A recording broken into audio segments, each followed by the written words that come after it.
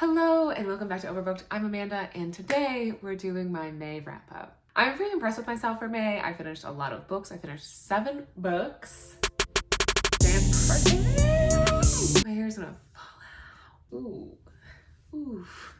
Yes. Yeah, so I finished 7 books in May. It was a pretty good reading month. I think I enjoyed most of the books I read. So let's dive into it. The first book that I finished in May was Russian Roulette, the inside story of Putin's war on America in the election of Donald Trump by Michael Iskov. That's a mouthful. I read this because I had just come off of reading Born Trump that I read last month, and I really enjoyed that book. And so I wanted to kind of keep the trend going, like the political deep dives, stuff like that. I did not like this book. It was really dry. It was kind of boring. Most of the information I kind of already knew. It's like a lot of stuff like that was in the news. So it wasn't really new to me, I guess. I kind of already knew about it. So this book just kind of looks at like the history that Trump has had with Russia and how like Russia essentially got itself involved in the election of Donald Trump, way before he was kind of running for president. Like, Putin or Russia has had this relationship with Donald Trump.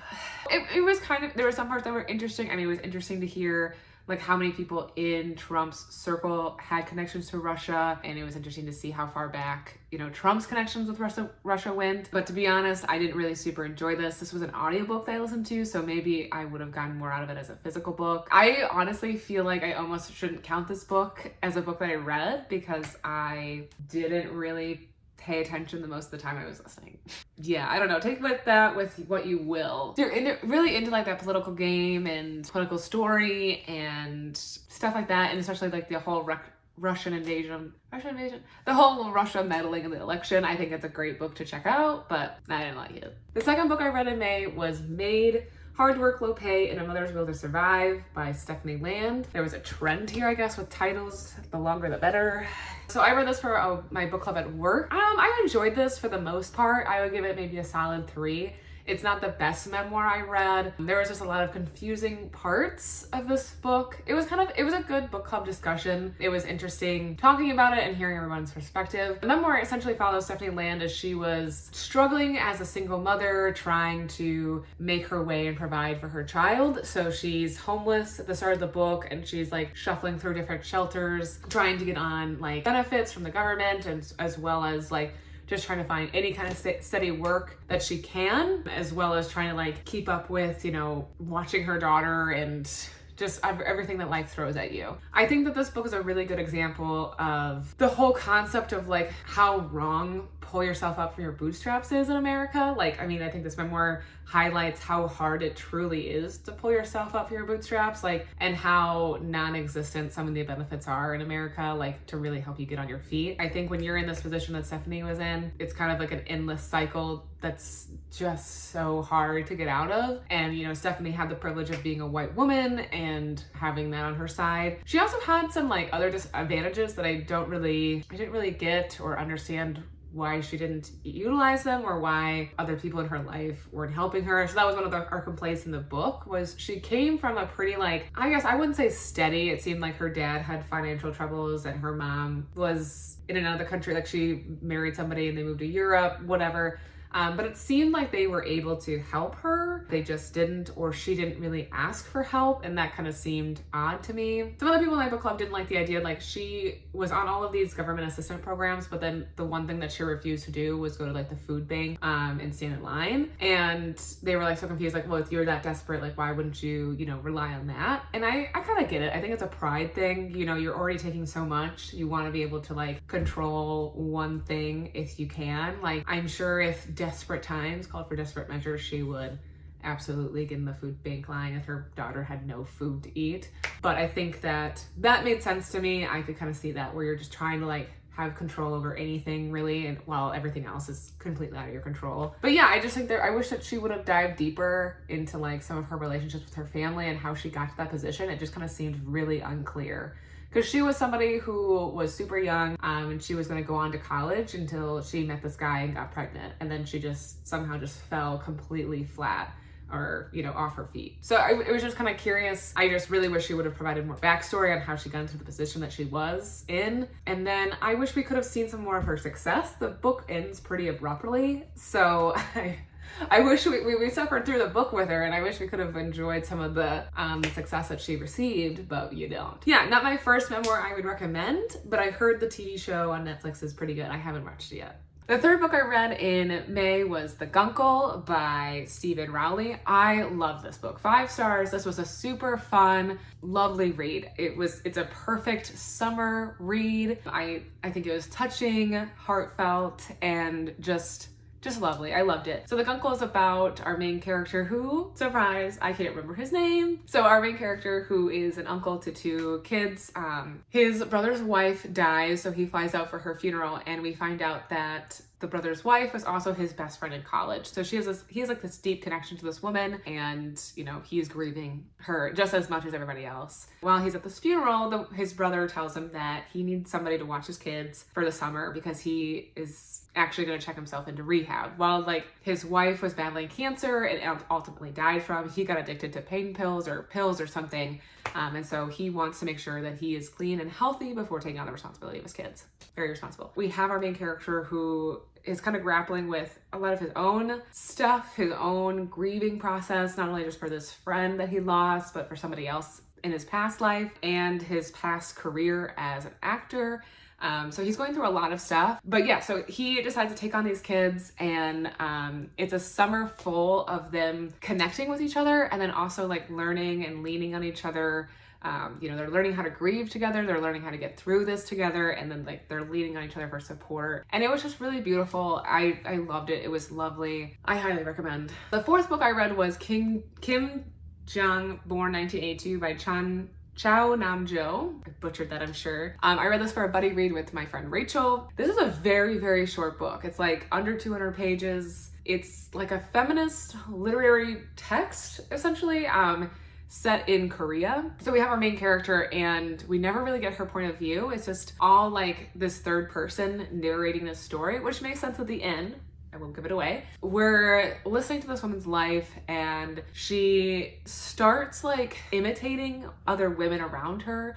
So she'll like go into this trance essentially, and she'll like imitate her mother, or she'll imitate, you know, this woman that they see all the time at the grocery store or something. And she'll act exactly like them, talk like them, have the same mannerisms as them. And then she won't remember herself doing this when she comes out of this like trance. It appears to be like she's kind of like stressed. It's coming out of like this, her being stressed.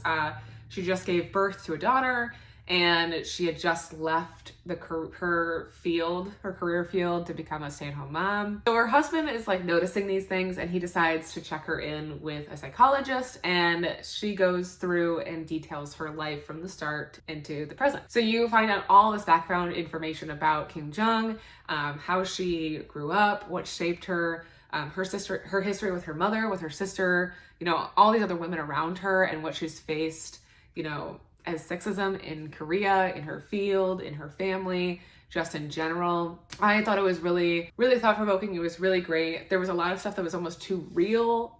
There was like a guy that followed her home on the bus, and so she had to like call her dad, and you know, her dad gets upset with her because like, you know, what did you do to make him want to follow you? And it's like, he was fucked up. Like, why is this on me? It's a really great book. It's really fast. It's really short.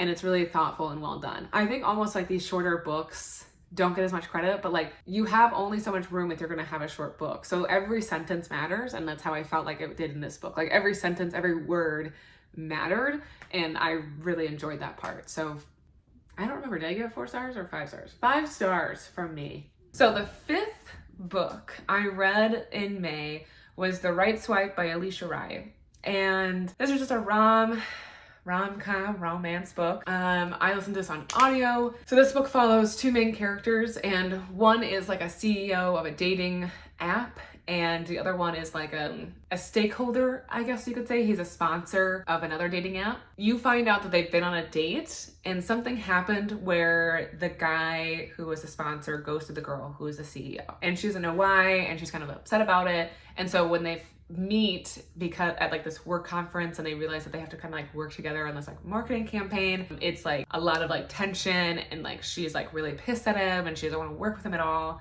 And so obviously it's like kind of building up to this like thing, you know? So you have to see them both work through their own things. They both have stuff that's going on. You know, there's reasons why our male main character ghosted her and he's working through a lot of issues on his own end.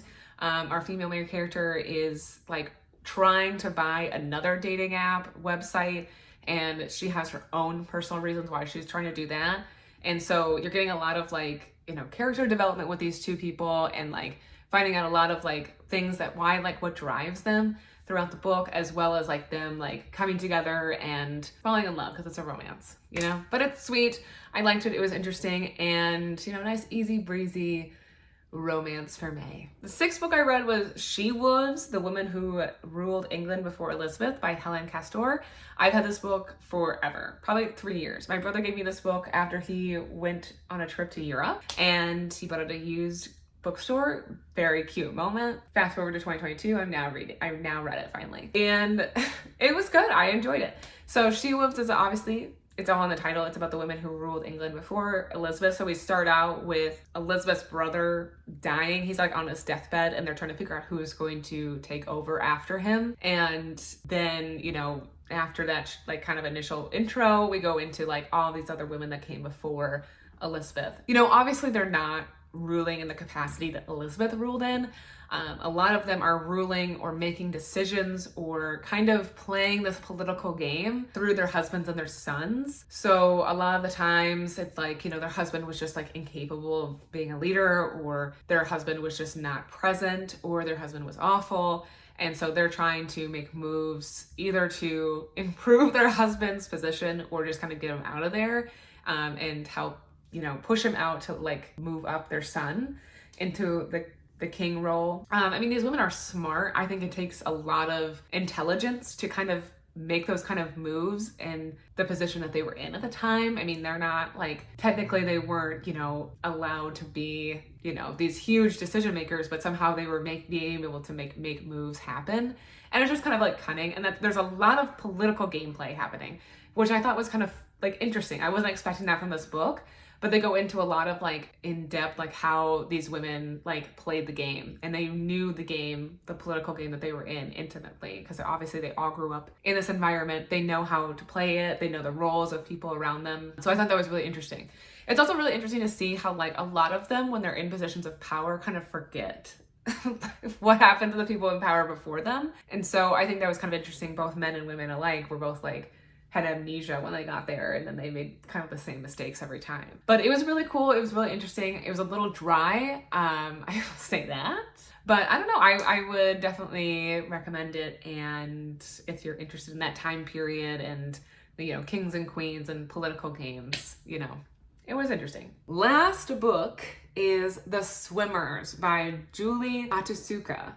And I read this because this was one of Tracy from the Stack's favorite books this year. And so I've had this on my radar for a bit. And so I finally checked it out. The Swimmers, it's kind of like hard to describe what The Swimmers is about. But so The Swimmers takes a look at these group of swimmers who utilize this pool, community pool, or this local pool to swim laps. And you have like this, like, again, it's kind of like a third person narrating the story. It's not really like individual looks or somebody thinking out loud. It's somebody just kind of making observations about each of these swimmers and like how they came to this pool, why they're so dedicated to swimming every day, which sounds odd, but it was honestly really interesting and intriguing to read. And so you follow these like swimmers like for the first half of the book until this mysterious crack opens or forms at the bottom of this pool that they swim at.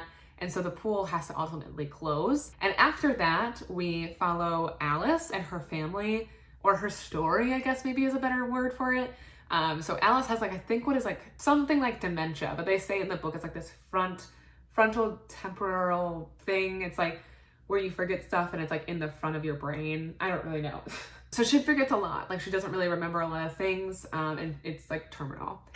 So she has to be put into a home, and you get this like perspective kind of like of the home who's talking to her. Like, you know, you're going to become obsessed with trees, and you know, your time here is all going to be about waiting, but you're going to like, we're here to help you. And it's kind of this like odd kind of narration, but it's also kind of like, I'm assuming what, you know, she had interpreted them when they were like giving her a tour or when she first joined.